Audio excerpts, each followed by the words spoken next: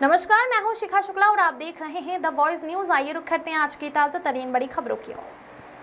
राज्य सरकार ने वलसाड तालुका के गांवों में तूफान और भारी बारिश से प्रभावित लोगों को सहायता प्रदान की है। लोकसभा दंडक वलसाड डांड सांसद धवल भाई पटेल, वलसाड विधायक भरत भाई पटेल के प्रयासों से प्रभावित लोगों को शीघ्र सहायता उपलब्ध कराई गई।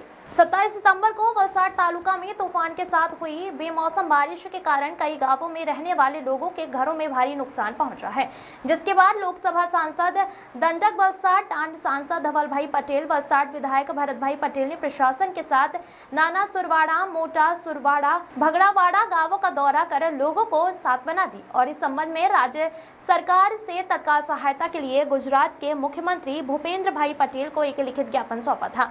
इसके साथ ही जिला प्रशासन द्वारा युद्ध स्तर पर प्रभावित परिवारों का सर्वेक्षण करने के बाद सांसद धवल भाई पटेल और विधायक भरत भाई पटेल के प्रयासों से राज्य सरकार ने प्रभावित क्षेत्रों के लोगों को सहायता प्रदान की है।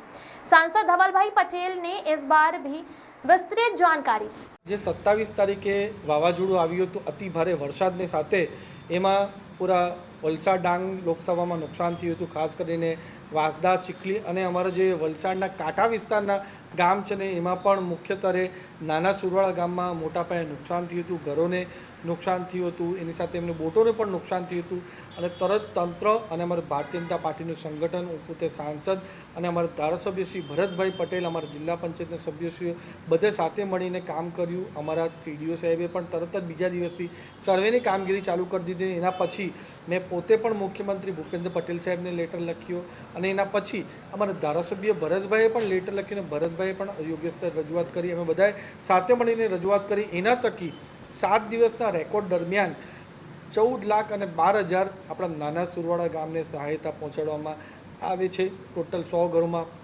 નુકસાન થયું છે। એ જ રીતે પૂરા વલસાડ તાલુકાની અંદર 12 જેટલા ગામોમાં નુકસાન થયું છે। એમાં 25 લાખ જેટલી સહાય આપણે સરકાર દ્વારા આપવામાં આવવાની છે। 14,12,000 ડીબીટીના માધ્યમથી ડાયરેક્ટ અમારા લાભાર્થીઓ છે એમના ખાતામાં કાલે જમા થઈ જવાના છે।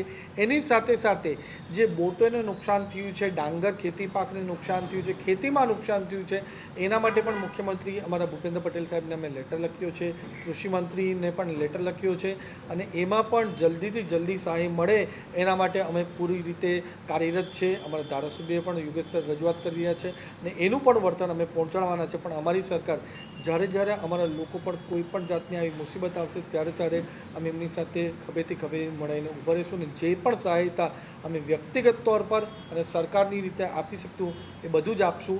આજે 14,12,000 રૂપિયા અમારા સુરવાડા, ટોટલ વલસાડ તાલુકામાં 25 લાખ, એ રીતે વાંસદામાં પણ 30,81,000 જેટલા રૂપિયા અમે ત્યાં પણ ફાળવણી કરવામાં આવી છે। એટલે આ જ રીતે અમારી સરકાર લોકો માટે કામ કરતી રહેશે। ધન્યવાદ। Bureau report the voice news.